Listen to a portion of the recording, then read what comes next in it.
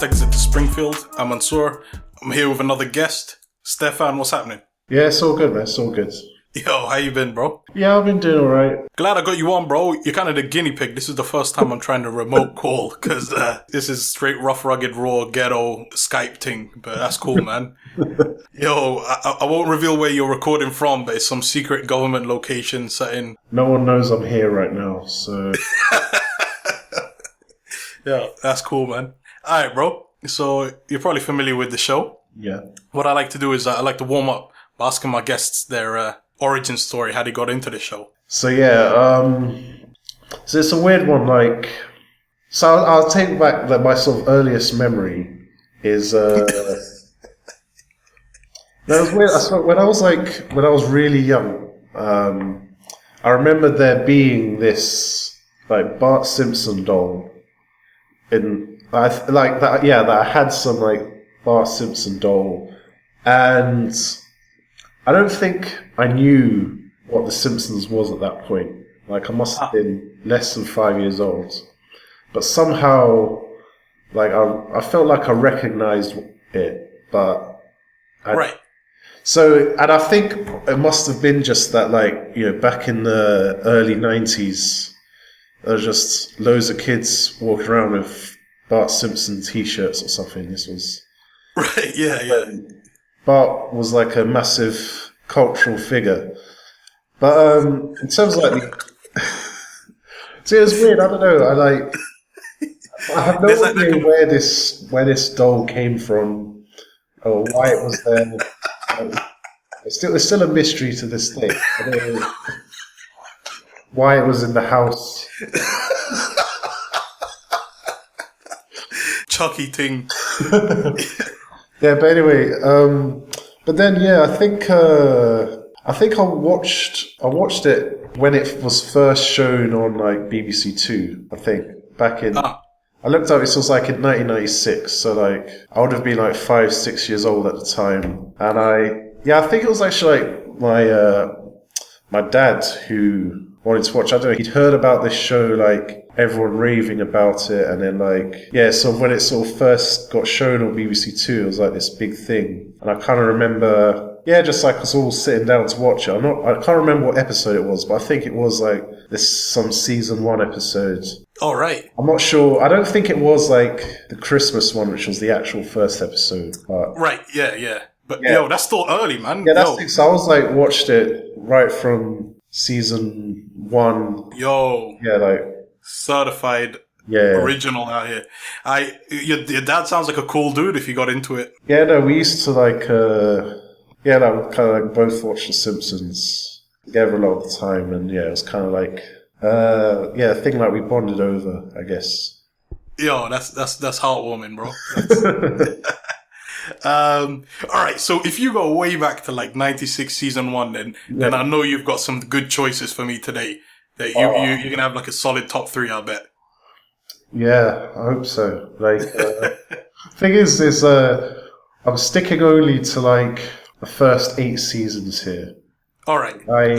I kind of dropped off the show. I think around season 12 was when I. Yeah, like most people. I'm a bit of a purist. Only the original. I hear you, man. You're lucky we're doing this remote. I've thrown guys out of the studio for coming with them whack choices. So, you know, if your choices are terrible, you're safe. Count yourself lucky. But, all right. So tell me what episode number 1 is. All right. So this is one from season 2. Brush with Greatness. Yo, I think I know this one. Is it the Marge becomes an artist? Yeah. Yes. Okay. All right. Okay. You start. This is a strong start. This is good stuff. Tell me. I was wondering how you'd react to that one, because I feel like it's an episode that gets overlooked a lot. You know, I think those first couple of seasons kind of don't seem to be rated as highly. I don't know. Yeah. I don't know if you agree with me, but I don't rate season 2 in general. All right. But, you know, there's a few gems in there. Yeah, and I kind of get what you mean. I think, no, this definitely is like it's a great episode. So the thing about this episode is, it was just like a few years ago. I think I was just randomly watching on Channel 4 on like a Sunday afternoon where they sometimes have The Simpsons on. And then this episode came up, and I was like, I hadn't seen this episode before then in at least 10 years or so. You know what I mean? Right. And so it was like, I was like watching it again for the first time. And I just realized like, it was like an episode I'd completely forgotten about it. And it was like, kind of surprised me in a way. You know what I mean? Sometimes when you have no like preconceptions of it, and you don't remember it being good or bad or anything, and you just like watching it again for the first time. But yeah, no, this episode, like, basically, so the plot of it is that, they go to Mount Splashmore. Yeah. And then basically, like, just because Homer's just so fat that he gets stuck in the slide. Yes. It's just his great when they have to, like, airlift him out.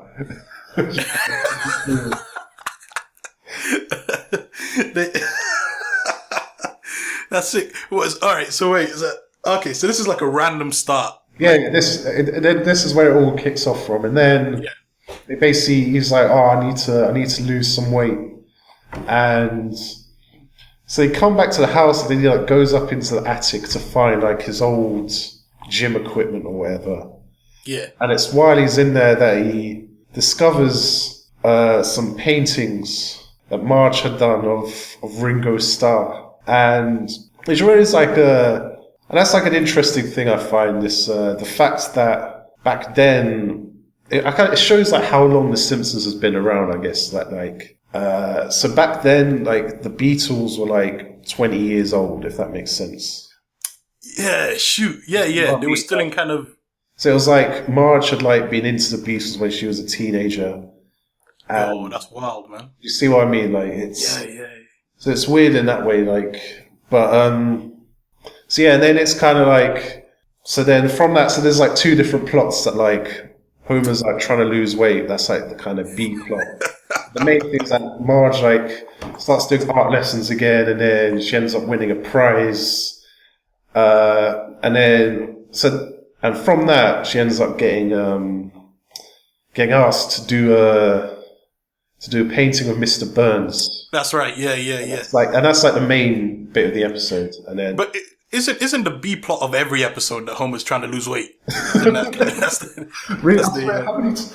I was thinking about this. The only other time I can think of when he like kind of decided to get healthy was in there's this much later episode where he climbs a mountain for some reason. Yes.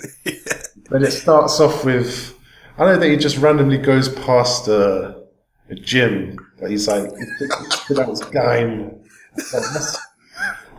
What the hell's a Gaim? When he goes in, it's like, yes, a Gaim. Yo, I'm telling you, I sympathize though, because losing weight is hard. I'm trying to hit the Gaim myself, man. I've been going to this one class. It's one of these kind of cardio classes. Yeah, it's definitely female oriented, right? And I'm like the only dude in the class. I'm like the guy from the back of that Eric Prydz video in a less creepy way. Yeah. Yeah. Anyway, so what I'm saying is, my heart goes out to Homer. 28 years, he's still working on it.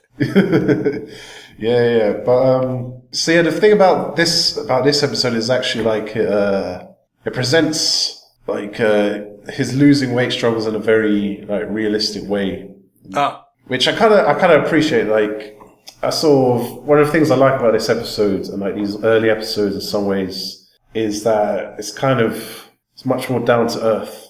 If you know what I mean, it's kind of like just like a family going about their thing, kind of showing sort of everyday family problems. Yeah. And so, and the kind of, Homer trying to lose weight is, just an everyday sort of average guy problem. Right. Yeah. That's the beauty of the show, right? Yeah. They don't need to dip into the supernatural. Yeah, which kind of does do. Later, right. But to some success, and sometimes not so much success. I don't know. But yeah, back to this episode, the main plot.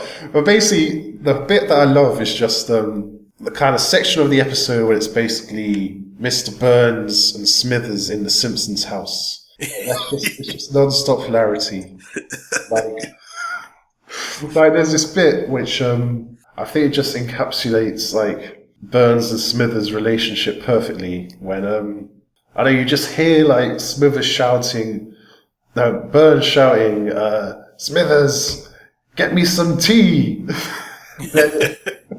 And then like it cuts to like Smithers bringing it to him, and then Burns, he takes a sip. It's like, this tea is too hot, and just throws it over, and he just like stands there and takes it. Oh, I'm sorry about that, sir. Smithers is the biggest victim ever. He's just, I don't know. Yeah, it's just, the pay's got to be great. That's the only reason he's sticking about. But yeah, there's this whole weird subtext of him being in love with. Right. Yeah. Yeah. Which I don't know. I don't know if like this episode was the first one that like got into that. I don't know. Maybe there were some earlier episodes, but then there's this weird thing that happens in like a later episode I've seen where it's like revealed that Smithers' dad also worked Burns and yeah. And then he ended up like basically, but then he died, and then he ended up being raised by him, and then which makes everything a bit weird, borderline incestuous kind of. Yeah, but ignoring that. Yeah, of course. I was just gonna say, did you ever watch a season 1 Smithers when Smithers was black? That was so random. Why was that a thing? I don't know. Smithers was the original Rachel Dolezal. Anyways, carry on. I remember reading something that was kind of said that he was originally supposed to be black, and then they realized that. Right, he's all subservient and all of that. Yeah, the sort of relationship between him and Burns is a bit awkward. Even worse undertones than it already does. Yeah, definitely. I think, they pivoted early on that one. So yeah, he's in the house because he's commissioned Marge to paint him naked or something. Well, no, that's not what happens. Like no, what it is he wants to have a painting that like makes him just look really good, basically. Right. And the whole thing is like Marge is like sort of trying to find Burns's like inner beauty in order to so that she can somehow portray it in a painting. And basically because Burns is just being such a dickhead throughout this whole time, it's like she ends up telling him to do play. Yeah, I think what happens is like she just accidentally goes to the bathroom when Burns is coming out the shower. Yeah. Being helped out by Smithers, obviously.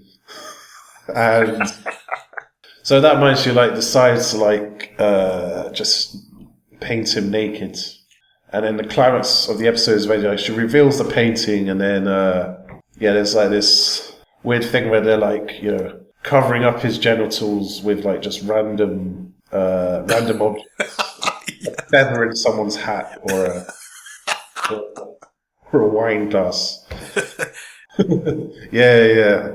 So and then Marge ends up saying like that this is she wanted to portray him as just like like a frail old man, kind of that sort of beneath all his like wealth and power, he's just like a frail old man who's probably going to die soon, basically. That's deep, man. Yeah, so it's kind of like it's kind of just like a nice episode. It's kind of like it's got some good jokes, and it's kind of got like a nice ending that sort of wraps everything up nicely without Yeah, do you know, it's deep. Isn't there some kind of message to it that like, pursue your dreams or whatever? That Marge was this talented artist, but she gave it all up for the domestic life. And I don't know, isn't that on a level like, some like deep existential worries that maybe we all have, that maybe we've taken the wrong path?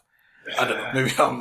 Yeah, I know what you mean, like, I guess, I don't know, the episode, it doesn't go into it that deep, I don't think. I mean, there is this line that where Lisa's like, so who was the one who crushed all your creativity at a young age? Or something like just really dark that just comes out like that. That's deep, man. That's watershed language. But no, I know what you mean. It's it does have that kind of level to it. I think I think like this is kind of one of the few episodes where like Marge is an interesting character, if you see what I mean. In that a lot of the time she just gets sidelined as just the boring housewife, whatever. But yeah, no. So it is like kind of deep in ways. So yeah, she did have some kind of talent, and then. But yeah, just ended up having to put it away when she like got married and had kids. Yeah, it's deep. Again, I totally sympathize and empathize. I had to pack in my dreams of becoming a ballet dancer. Yeah, I know. It's the same with me and the. What was I going to say? The bagpipes, wasn't it? Yeah, the bagpipes. I was saying. The all-state champ at one point. That's all good. That's a deep. You've surprised me with this episode. That's definitely that one's come out of nowhere. I thought previous guests have usually gone for like the big Hollywood numbers. Do you know what I mean? But this is nice, man. Big Hollywood numbers. Yeah, I think I kind of wanted to. I sounded like I wanted to have like sort of these like early episodes, and because I think they get overlooked a bit sometimes, and I just remember this one like. Yeah, it was one that like took me by surprise when I like watched it a few years ago, and I'd highly recommend it. Like, I'm gonna load that one up again, man. I've not seen that in probably like 15 years. But I don't know what it is, man. But I don't know. Do you think my point that the old ones are best, except for the really old ones? That like for me, season 1 and 2, I think they were still trying to work out the kinks. Do you know what I mean? It still felt a little kind of. Because I think, here's my theory, and this is probably a very derivative theory. Them early seasons were competing for airtime with like the Cosby Show, right? And so the Cosby Show kind of set the mold for what family... Hey, look, man, I can freely talk about the Cosby Show, man. The Cosby Show kind of set the mold for what family TV shows should be about. And I kind of felt that they were kind of trying to emulate that at times. They were tackling more serious issues than they should have in the earlier ones. But I don't know. They got the last laugh anyway, if the headlines or anything to go by.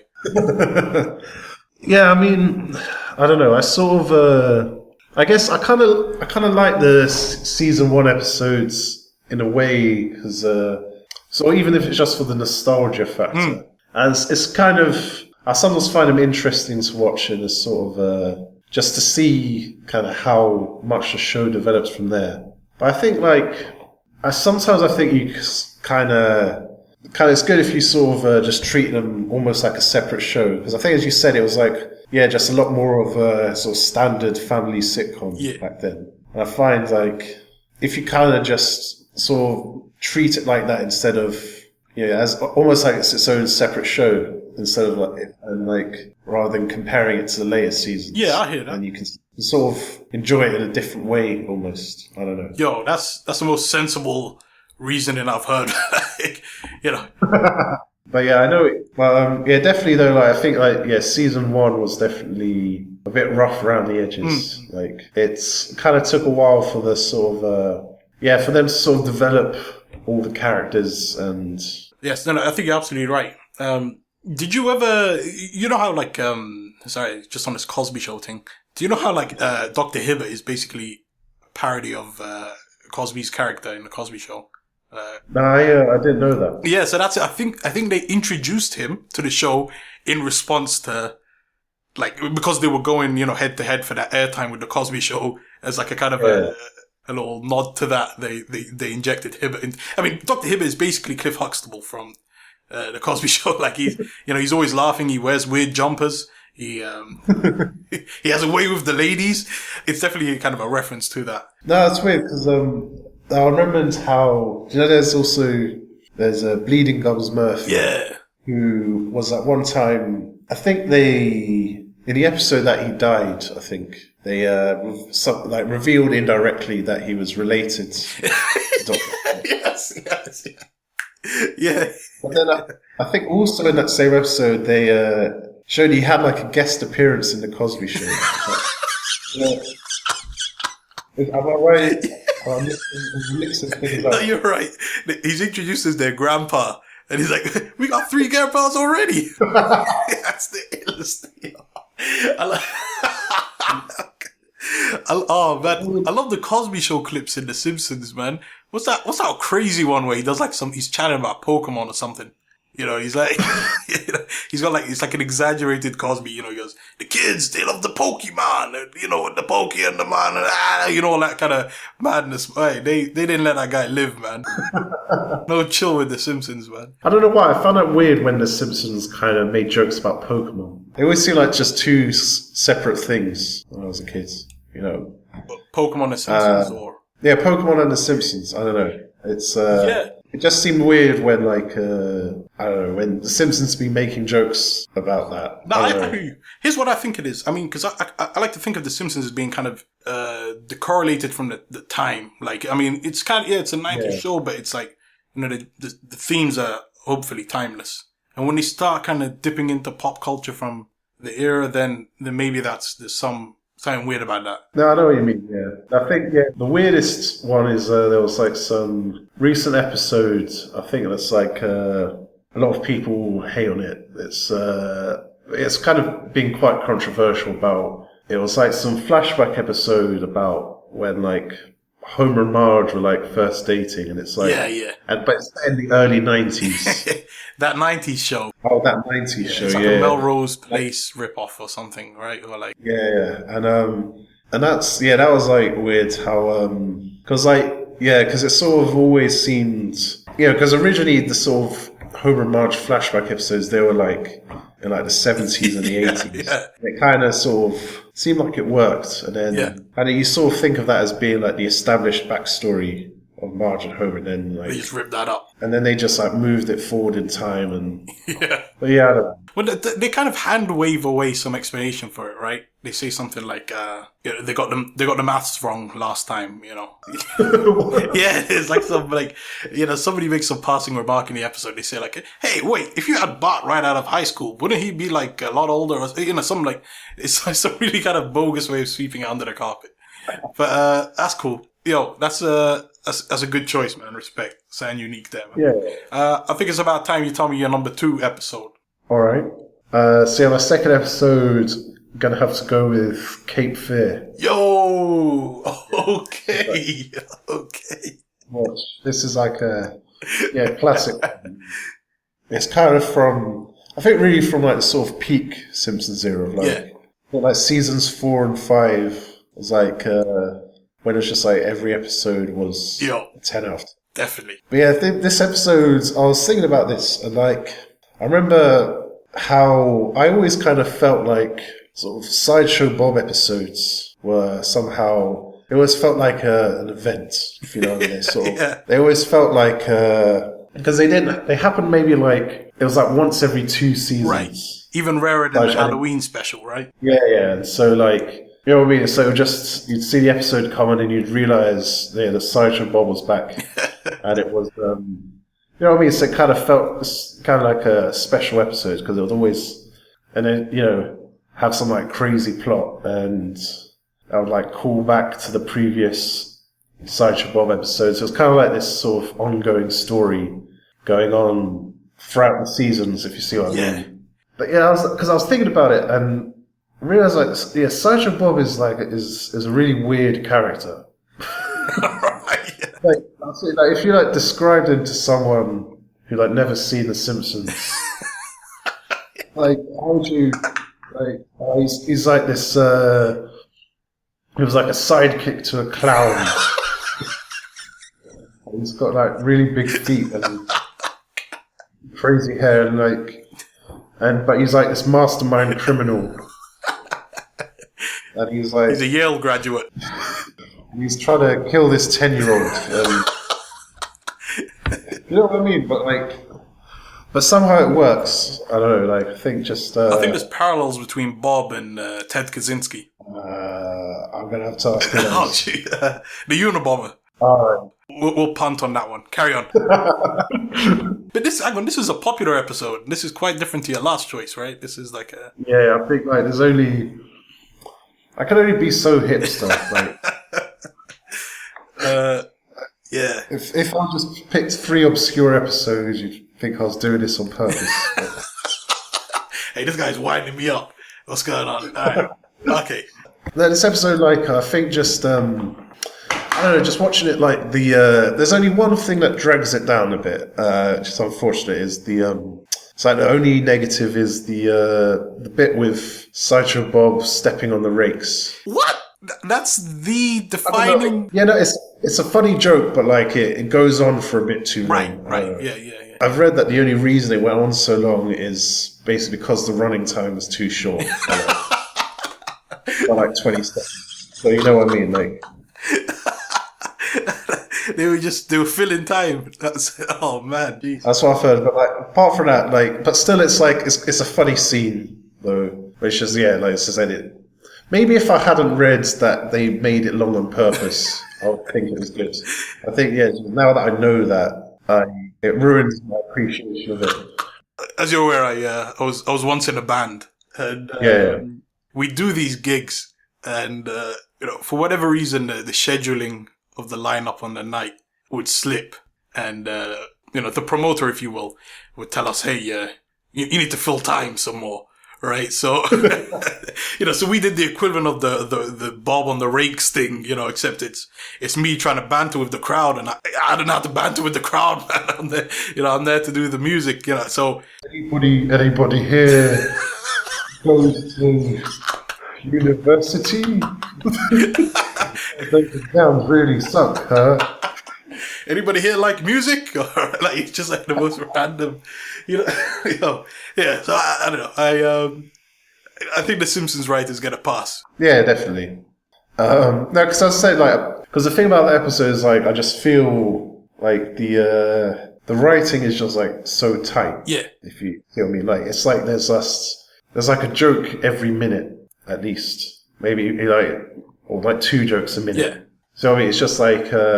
Everything just like moves along very quickly, and it just feels like there's just the timing and the writing and everything just feels like so everything just feels like correctly. They nailed it. Yeah. Have you seen the film that it parodies? I haven't actually. This is the thing. Like I've just seen.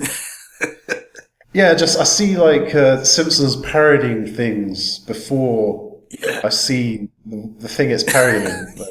You know, I mean, like, Simpsons is what, like, it's like the education in classic cinema. Yes. It's like it's the guide to what to watch.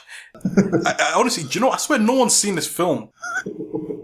Because, another example was that is, the one where they parody The Shining in, like, a Treehouse of Horror. That's what I just instantly thought of, like, that's... The Shining, yeah. What? Do you want to get sued? Yes.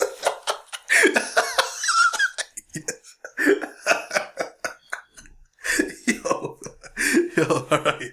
Yeah. Okay. That's sick. Yeah.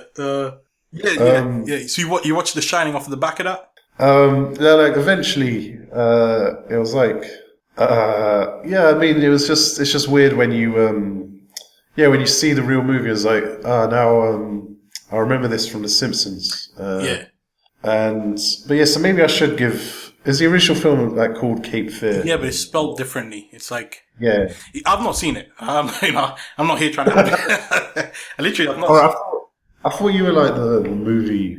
I was. I've not seen it, but I have seen the Gilbert and Sullivan play that they sing songs from at the end of this episode. I think this episode is like one of the great ones. Like, especially I think like the memorable scene is the where they're trying to teach Homer how to take on his alternate identity. Yeah, I know. When I stamp on your foot and say, "Hello, Mr. Thompson," you smile and nod. And it cuts to like hours later, like exhausted from teaching him. That's beautiful. Beautiful. Yeah, I don't know. I don't know what else to say about the episode, rather than it's just like just so many good jokes in it. Like it's but the thing that's weird is like, but yeah, the fact that they sort of can make a guy, sort of trying to kill a 10-year-old in revenge, like a funny story. I don't know. Oh. I think it's just basically because like Sideshow Bob is like such a ridiculous character. He's not actually like, that threatening. He's a comedy character. Yeah. Like he's a villain, but like he's sort of like a comical villain. Right. I don't know. So I think like that's how they get it to work. Is that true of all the bad guys though? Right. Like, I mean, Snake or Jailbird or whatever.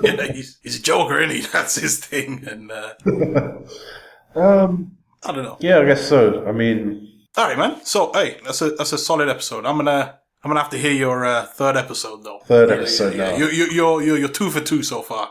Don't drop the ball on the third here. Third episode, I'm gonna have to go for the Springfield Files. Yo, okay.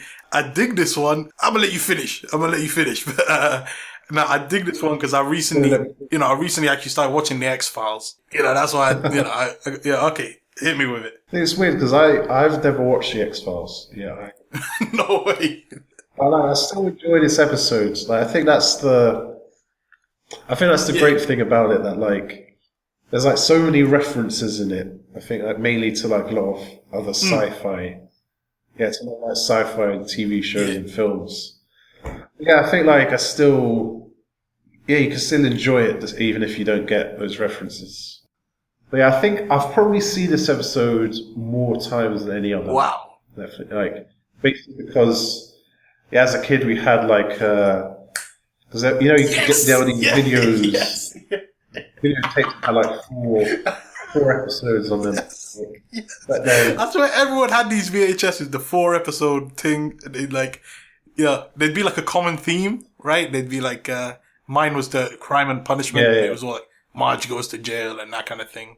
But this is sick. But yeah, so I think, I had one that had, I think it was called like Dark Secrets of the Simpsons. I think the general theme of them was like, the Simpsons, one of the characters uncovering some secret. I had this one and also the one about Lisa discovering who Jebediah Springfield really was. Okay. Maybe I should watch that one. Yeah, the Springfield Files, like, I don't know, it's just I just like the kind of format of the episode, the way that it's it kind of seems to suggest that, like, this episode is like, that kind of didn't really happen, if that makes sense. Like, so just give me a quick recap of this episode. Is this the one where Burns is an alien or something? And they think Burns... Is that the one? Yeah, basically it's kind of, it's as a framing device, it has like Leonard Nimoy telling a story. And then it has, just Homer, like when he's coming home from Moe's at like 2 a.m. And then he just ends up like walking through some forest, which like you never see in any other episode. Like something I swear in other episodes, like it's just like to walk to Moe's is just like down the road. It's like the local bar that's like a 10-minute walk away. I don't know, or like it's near. But no, he just ends up like walking through some forest, and then just ends up like thinking he's seeing an alien, he sees some weird green glowing creature, and then it's basically like he starts telling people about it. No one believes him, and then he ends up then going back with Bart to film it, and then that's when he gets all the publicity. Yeah. And then eventually it's revealed that it's like Mr. Burns going through some weird procedure, and he's just glowing because he's got his weekly makeover or something, and it turns him green. Yes. But Mulder and Scully are on the case, right? That's when they show up. That's the agents come through. My favorite bit is when Mulder and Scully show up at Moe's Tavern. And Moe's got like the whale in the back. And he's like, oh shoot, the feds. They gotta get the whale out of there. Let's get it back to SeaWorld. Or something, like something like. Yeah, so I started watching X-Files recently. Actually, I finished it off. It's kind of hard to watch something that has like 3,000 episodes, but I binged on it somehow. there's a genius to that show, right? That I didn't get at the time. That the sci-fi is by the by. It's more like there's comedy at the center of it, and it's a love story. This is entirely the wrong show to talk about the X-Files. All right, cool. So the Springfield Files. And yeah, there's also another great scene is when Mulder and Scully first show up to the Simpsons house, and then they're from the FBI. And then Marge starts panicking because she thinks it's because she stole a pen from the post office. You're right there. Yeah. Yeah, that's all. That didn't break the chair. Yeah. I thought you're getting your door kicked in because you're in the bunker or something. All right, carry on.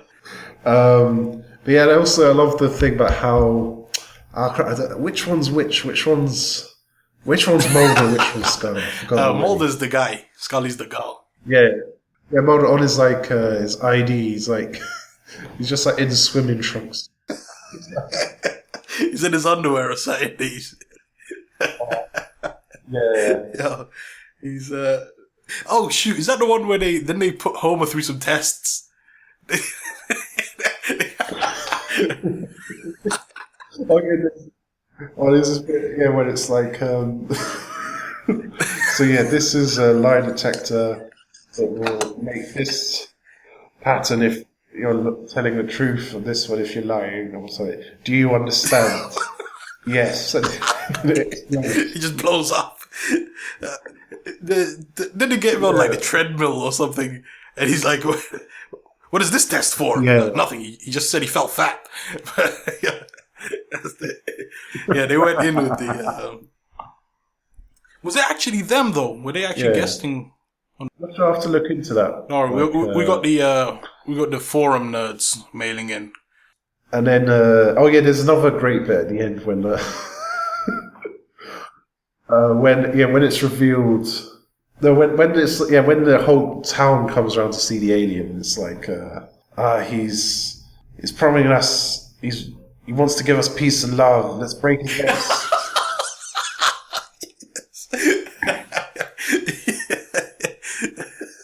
And then it's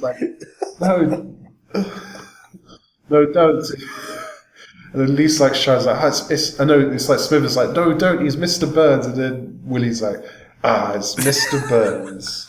Kill it. Yo, hey, what's the deal with Willie, man? What's this guy's story? Why? Yeah, I know. It's it's just one of those weird little things in The Simpsons. I think that's kind of the great thing about the show, really, isn't it? That they just have all these great little minor characters. Yeah, Willie's one of the great examples of that. That's just it's just it's just so random how they just make the school groundskeeper Scottish. I think I read some theory though that he was in the script. He was just described as being foreign, and whoever does the voice kind of just chose Scottish. I think he just said angry foreign voice or something. You went with that. You go to a fair few comedy shows. You've been to a comedy show at least once in your life.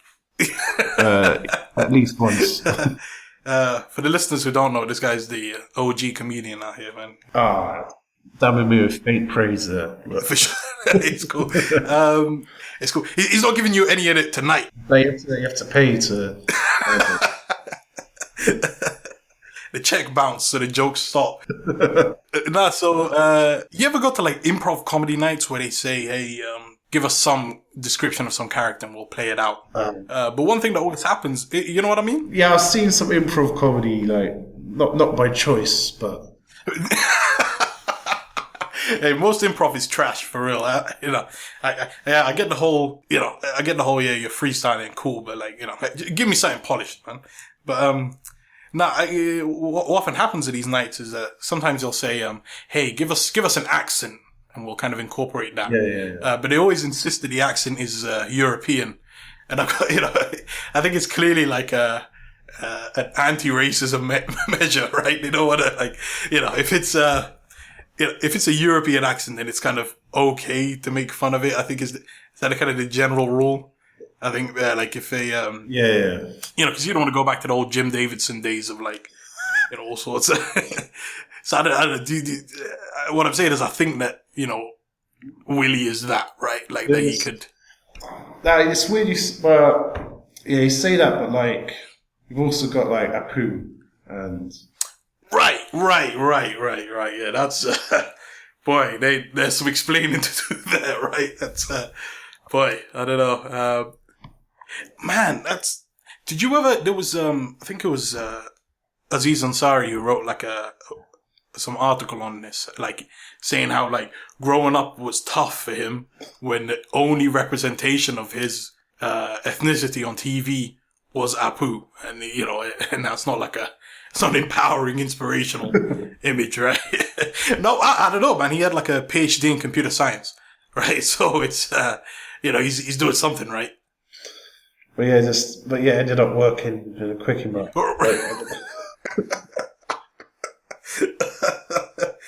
Yeah, I hear you, man. But yeah, no, I know what you mean. I've got a bachelor's in computer science. I'm out here lifting boxes. Yeah, I don't know what it is about. Yeah, Apu is. I'd like to. Yeah, I think like he's a kind of like lovable character. Yeah, Willie's the illest. My favorite quote from Willie is it's from a recent one. It might be like season 20 something. Yeah. It starts off at like the school year has started, and Principal Skinner is walking through the corridors saying how there's been budget cuts. He's like, yeah, we're gonna have to make lots of cuts this year. And Willie's hiding in the shadows, sharpening a knife, going, aye, there'll be many a cut this year. He's like, why is this guy? Sounds a bit dark. It's really dark. But it's like, I love that the character of Willie's just like this man who's just like, he's like Gil. He's just kind of just like, and Milhouse's dad, right? He's just like completely given up on life. Opportunities are not coming. He lives in a shed. Why does he live on the school grounds? I don't get that. I get that he works there. Why does he live there? I don't know. But have they ever done like a sort of like a Willie-centric episode? I don't know. There was the G.K. Willington one, the My Fair Lady ripoff. I don't think I've seen that one. Isn't My Fair Lady itself something like Taming of the Shrew? It was a parody of a parody of a parody, right? Okay. With Inception levels. Deep here. Let me unwind the stack here. But this that's the one where like I think Bart and Lisa make a bet that they can make Willie a refined gentleman. Yeah. Right, and then they say that's pretty Willie centric, right? Yeah. Yo, in fact, there's more members of this class of characters, right? There's Otto the bus driver. Why is this town just full of people who've just like reached some like appalling local maximum in their life and like. I don't know what that is. Do you know, Otto probably has the best quote of the whole show ever. Which was... You know the one. So I think Bart's saying Bart's thinking of dropping out of school or something. Yeah. And Otto says, hey, look at me. I dropped out of school. I turned out fine. And now I drive the school bus. Yeah. I knew you were going to say that one, yeah. He's falling off, man. When the show is written by middle-aged dudes, yeah, that's what you get. What characters just complete failures at life, or yes, there's too many of them. Gil, Skinner, Willie, Kirk, Otto, Homer to an extent, right? And the greasy teen is just like the next generation, right? The squeaky teen, whatever that kid's name is. And then the classic, the Lionel Hutz as possibly. Yeah, unfortunately, due to the tragedy of the voice actor. Yo, rest in peace. Yeah. But yeah, I think, he was probably the best side character. Or definitely one of the best. He was, man. He was up there. That's like, he's too sick. Like, there was this one random episode where... Can't remember what else happens in that one, but it's like he just ends up babysitting. But like, I don't know, he just while his age starts like just burning all his documents.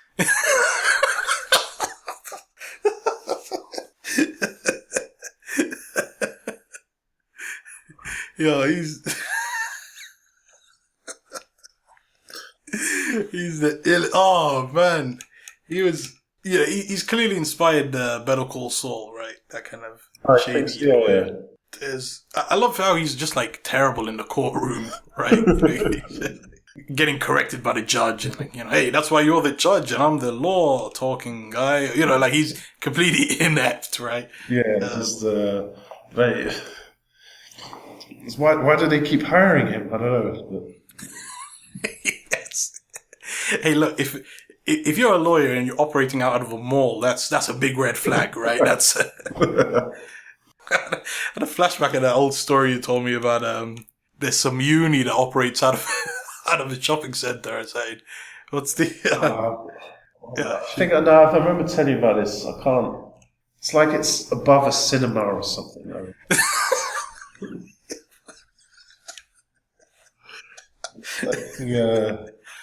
Yeah, I don't know about that one. The University of Lewisham or something. That's what I remember telling you about this. Yeah. They're like, we're in the building behind the car park at Elephant and Castle or something. Some like a random location. Kind of on that note, so you've got some solid choices. These are definitely three of the better ones, right? So thank you. But I'll be honest with you. I thought you were going to come with some like I thought you were going to go with that one. You know that one where it's a Halloween special where Homer gets trapped in some other dimension? You know the one where it's in like some weird world and there's like equations flying around and he's like creates a black hole. Because I thought you'd be there on that kind of mathematical, physical, that kind of level. I don't know. Yeah, I don't know. I'll see. I don't know. For some reason, I didn't want to pick any Treehouse of Horror episodes. I don't know because I find it kind of hard to judge when it's like when they're like in these like three different sections. Yeah. I mean that's that's a good one. I mean, yeah, it's weird. I think sort of that little section. I mean, it's kind of like more. I feel like it was more sort of they were kind of showing off about some kind of great CGI they could do. Yeah. I mean, I guess it was like for its time, it was like quite groundbreaking, right? I know. But it's true, like when he goes into this 3D world, now there are some like, there's kind of these weird maths jokes that like, obviously I didn't get until years later after watching it. Like I think there's, I don't know if did you talk about this book in a previous episode about like... the one by Simon Singh. Yeah, the secrets... The Simpsons and their mathematical secrets. Yeah, so like... and it talks about this one a bit, about how, like, they have, sort of shows like this, like, Fermat's last theorem, like, contradiction, right? Which must have been like... I don't know, I'm not sure if this... Yeah, so it's like, which was kind of a big... mathematical theorem that was proved at the time that the episode was made, right? From like the 90s. Okay. Yeah. I think it was like around then, yeah. Oh, shoot. I think there was also something where like it had, which is kind of more your kind of thing with the P equals NP. Yo, I mean, but here's the crazy thing. I mean, like, the maths thing, maybe, I don't know if that, that wasn't exactly mainstream news, right? With the, Fermat's last theorem. But I mean, even P equals MP, like, I hadn't even entered the public consciousness. Like, they were that was like a slow burning joke. They were playing the long game with that joke, right? Yeah, I think it's just, kind of one of those great things when sort of, but the kind of writers can just like, they sort of, can just put in a joke that's kind of more just like something that they find funny. Yeah. No, it's like just a little, they just pull it in there because they want to. It's like, even if like just a very small number of people are going to get it, it's kind of like... That's definitely what I'm going with all of my jokes in all of these podcasts I'm doing now. Why? Mainstream appeal is underrated. Should I pick up this book, man? I keep telling myself I need to give it a spin. I thought you'd read it. I'm a poser. I think I flicked through it in Waterstones. Yeah, I mean, it's not like... I've got the book. I can... I don't have it with me. I was going to say I can lend it to you. That's cool. I'll pick up a copy, no doubt. And I'd say, there's like kind of all these... Because like, there's a few that I'd spotted, but yeah, there's just a lot of like hidden jokes that I never would have guessed about, Like, there's another great example is the episode where Homer becomes an inventor. He wants to be like Thomas Edison. Yeah. And there's this bit where he's just writing some like random stuff on a whiteboard, on a blackboard. And yeah, like every single one is like like a reference to some maths or physics thing where, basically, like, for example, one of them is like he sort of writes down the mass of the Higgs boson, which this is like 10 years before it was discovered, like as in actually proven to be existed. Like it existed. And I think he was like wrong. I think what Homer wrote was wrong, but like it was close to what it really is. So it's like, that's wild. Yeah, so just weird things like that just show that just this kind of the level of the jokes sometimes is Yo, that's what I'm saying. Like I feel like I like to think I'm like a pretty switched on fan, but there's levels to the show that I can never access, you know what I'm saying? And watching that show is like riding an elevator in a very tall building, except, depending on who you are, you can only go to certain floors, and so you're missing out on definitely. And, it's just like, so that's kind of like, so we've just been talking about the kind of, maths and science side of things, but I think like they also have these kind of references to like famous paintings and photographs, like just certain shots in the episodes. Like it's like they're recreating some famous photograph. Or have you seen about this on the internet? No. It's kind of like, for example, there's this one, like the episode about the about the B sharps. Right. Kind of, the whole joke was like they were kind of recreating the Beatles. So there's just like one scene where it's like they're recreating some photo of the Beatles in a recording studio. Another one, like, I can't remember, sort of, there's this other one where like, there's some episode about when they close the Toys R Us or something. Yeah, I can't recall that. I think I'm going a bit too obscure here, aren't I?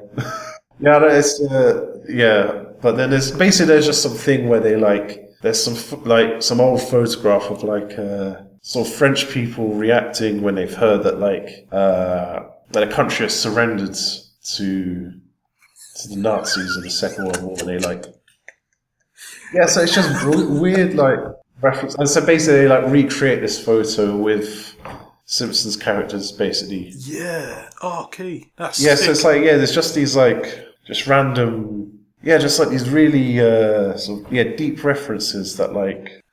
I thought I was, with the program just by getting the movie references, right? And these guys have slipped into more culture. Jeez. Yeah, I know, it's crazy. Yo, this has been an education, man. Thank you. Glad to be of service. Yeah.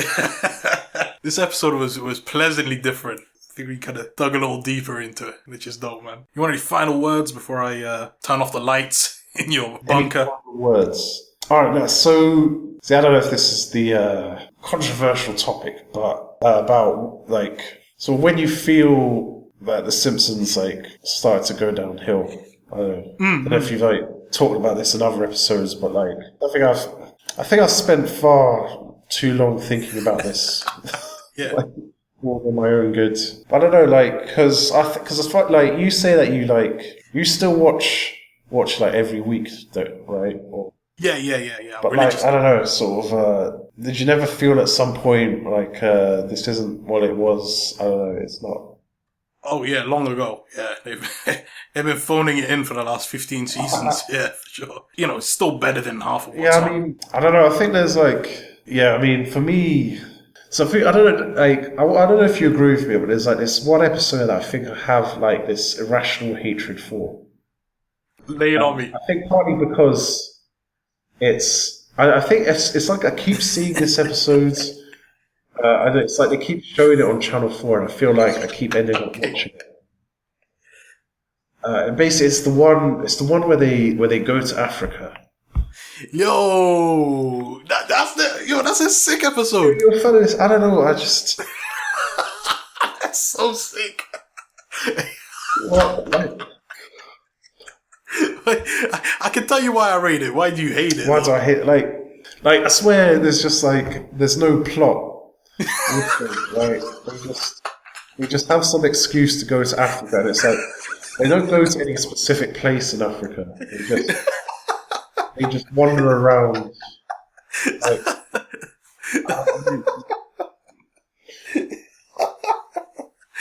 I dig it completely. Like, and then just like one point they're I don't know, they're with some tribe, and like Bart's got all these things around his neck. I don't know what they call it, but and then next thing they're like at Mount Kilimanjaro, which I was like, are these like even the same bits of Africa that they were? Do you know what I mean? Yes. I suppose all these times I've seen the episode, I don't remember like what the actual plot is. Apart from which they're like, it's like the writers just like, you know, just thought of anything related to Africa they could think of and just like threw it in. I mean, yeah. It's it's complete kind of random. Like they touch on what's clearly Uganda, Kenya, West Africa. All these like random parts are like completely disconnected, unrelated. Yeah. But it's one of those formulaic The Simpsons go to insert country here, except they went for a whole continent, right? Yeah. Here's where I dig it, and maybe this is biased as an African viewer. Yeah. Right?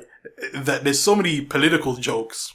Like when they're on the plane and the pilot's announcing that they're we're now landing in Zanzibar. Then he corrects the announcement. He goes, "We're now landing in New Zanzibar." And then he corrects. Sorry, we're now landing in Pepsi Presents New Zanzibar, right? It's like, that kind of turmoil of Africa, right? Which, I don't know, I find it super amusing, and the dictator becoming the stewardess at the end, that to me, I dug it. But yeah, you're right. It's kind of this weird kind of gross misrepresentation of Africa, but yeah, and then I guiltily laugh at it. And then it's just. Is that the one like ends with just discovering this chimpanzee mind? Like, what the hell was that? Like, I don't know. Like, it's a pretty terrible episode. I don't know. It just ended, and I'm like, what the hell was that I just watched? Like. This, yeah, oh shoot! I'll never look at that episode in the same way. Sorry to bring this down on a negative note. No, I love that. That's I don't know. I think because I had so much love for The Simpsons, sort of during the classic era. Yeah, and then it's just I don't know, like just when it's just there started these episodes where I don't know, just. Maybe they weren't even that bad, but like something just felt a little off. Just like it felt like a betrayal. No, do you know what I mean? I don't know. Absolutely, they're like disrespecting the old writers. Yeah. But I think I do occasionally watch some of the new episodes every now and again. Like I think there is some good stuff like occasionally. Yeah. I think the reason I still watch it is because I took a break from it. You know what I mean? Like between 2009 and 2012, I didn't watch any of it. So yeah, weird, right? I didn't have an effing TV, but basically, anyways, I didn't watch it. So yeah, when I got back into it, it was like got back into it in a big way. Yo, my brother, thank you once again, man. This has been dope, man. And peace. Peace.